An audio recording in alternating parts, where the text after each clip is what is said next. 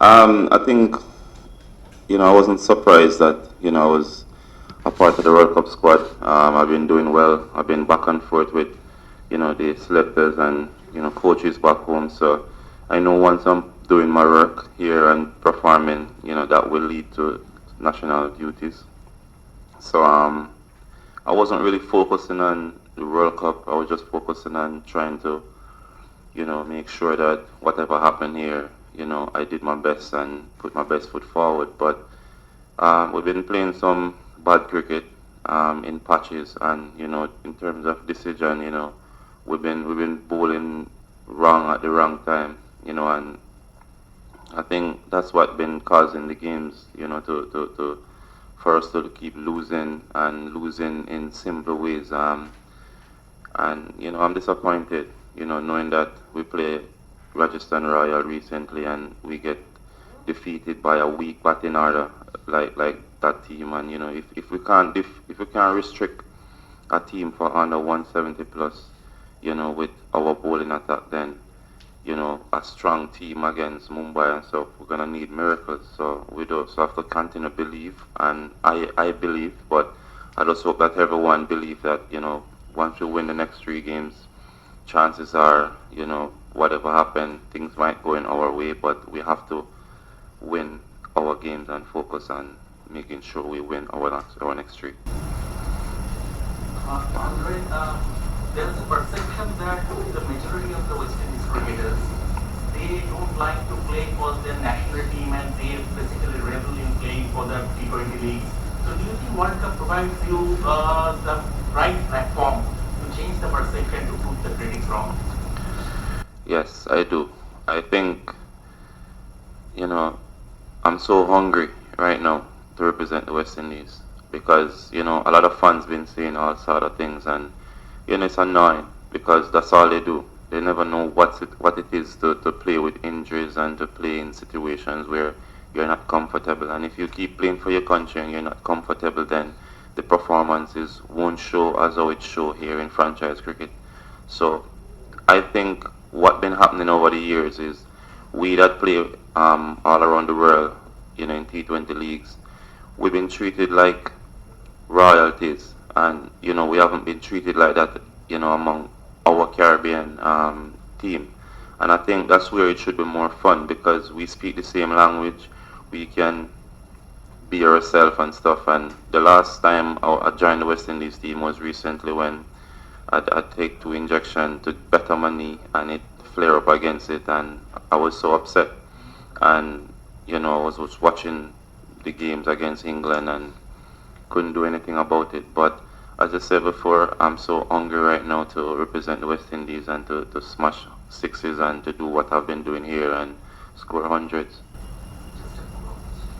Ricky's career's arrival has changed things. Well, actually, I've been focusing here since everything changed. I haven't been getting too deep into those things. I'm not a politician, so I don't get into the politics. I just play my cricket because at the end of the day, politics will always win over whatever. So I don't get deep into that. I've never met him before, and I hope that all of this is a good change for the board, and not just for us as players, but for the future and for West Indies cricket. Given that the previous records of KKR against Mumbai is very good, they have only won 5 matches. So does that statistics hamper the team's spirit in the upcoming game? No, I think every game is a new game. You get a new surface, you get a new ball, and everything is new. Mumbai haven't, they're not gonna start on the last result. We're not gonna start on the last result either.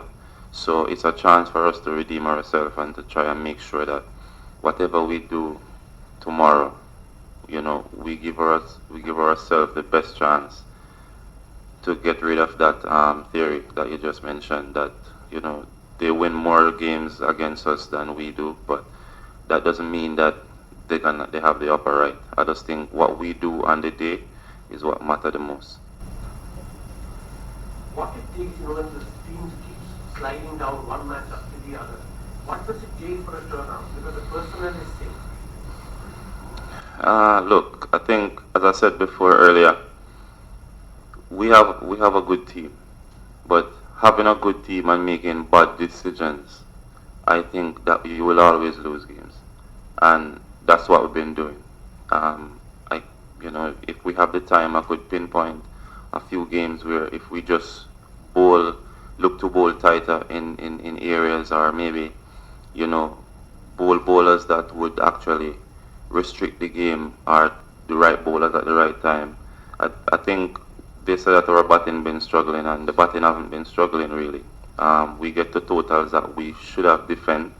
Um, we should have restrict teams to less totals and go in and get that runs. But I think, when you bowl bad as bowlers, and we don't really take our catches. You know what I mean? We've been the worst feeling team so far, and it's just plain. It's on TV, so everyone is seeing. I think we have to just make sure that we have a good practice session tonight. Do whatever it takes, put our body on the line, and make sure that we take KKR over the line for the next 3 games, and then hope that whatever decision we want to go our way, go our way. Last couple of weeks have planned out. Is there scope to be, when mental fatigue takes in, is there scope to get away from the zone and thinking about the game? This one day rest that we are talking about, 1 or 2 days rest. Is there a scope to get out of that zone? Honestly, as a professional cricketer, to be in this position is not the most healthiest position.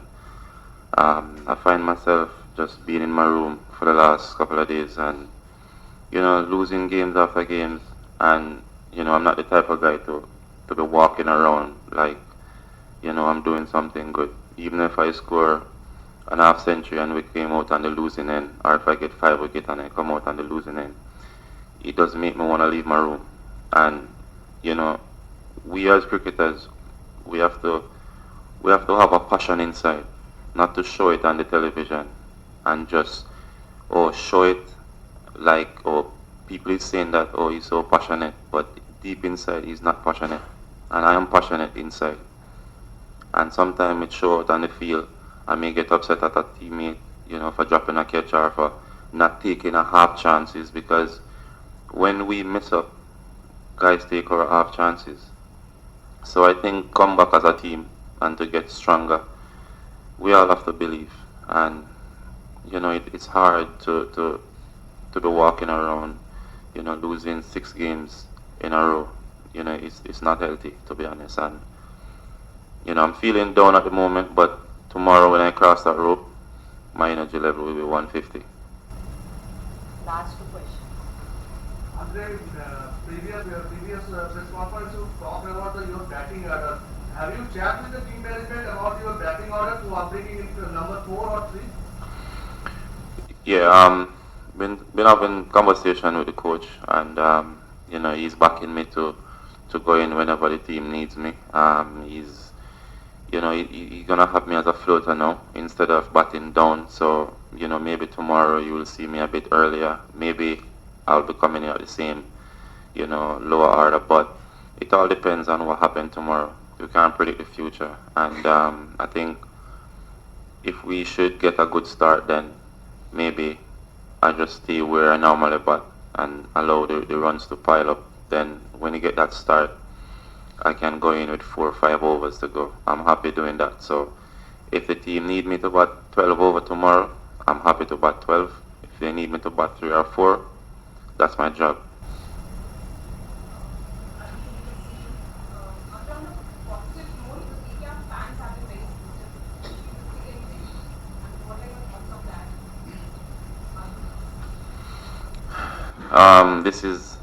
It's been unbelievable, to be honest. We keep losing games after games, and the stadium, is always full. And I know Sunday we're gonna get another full crowd, and it's just amazing. Like in the Caribbean, if I was playing for West Indies or playing for Jamaica and we lose 6 games in a row, you're not seeing no fans, to be honest. You're gonna see a few die-hearted fans, but you won't see the stadium full like this. People gonna say they're not playing good cricket, and the love and the joy for cricket here in India is different. And, you know, people just come out to watch cricket. Like, even KKR fans, sometimes they turn against us and support Chennai because of Dhoni. And it's fine. When we play Bangalore here, it's Kohli. So the same guys that you see would wear a KKR jersey, they come out in a red jersey supporting Bangalore, and it's just a love for cricket. You know, you would expect after winning a game against you go away and you beat the home team in their backyard, and you're going home back to the hotel and people waving at you and you just defeat the team. They don't take it so personal. It's not like English Premier League where, you know, guys look to fight and all of this thing, and it's just amazing. So I would appreciate if the stadium, you know, get full tomorrow. That really get me pumped, you know, after hitting a boundary or taking a wicket, and to hear the big cheer, that really keep us going as a home team. So I think the home advantage means a lot to us right now.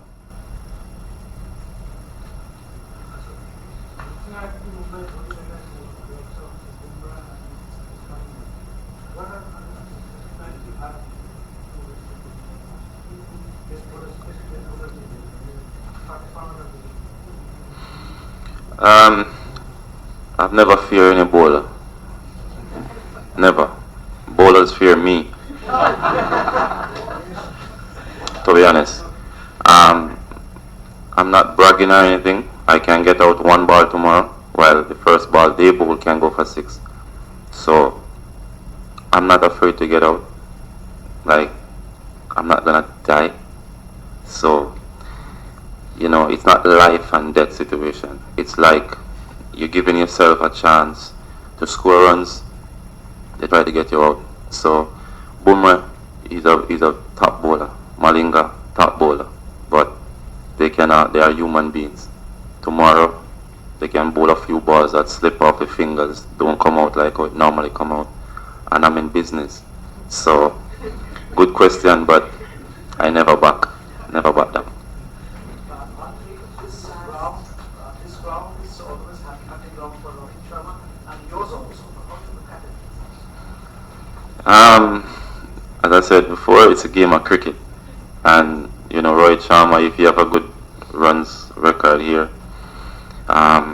I do as well, and I fail in games. So hopefully tomorrow we can get him out early. You know, we know what he can do, and you know, they have good players. You know, when you look at their local players and the international players, you know, they have a good squad.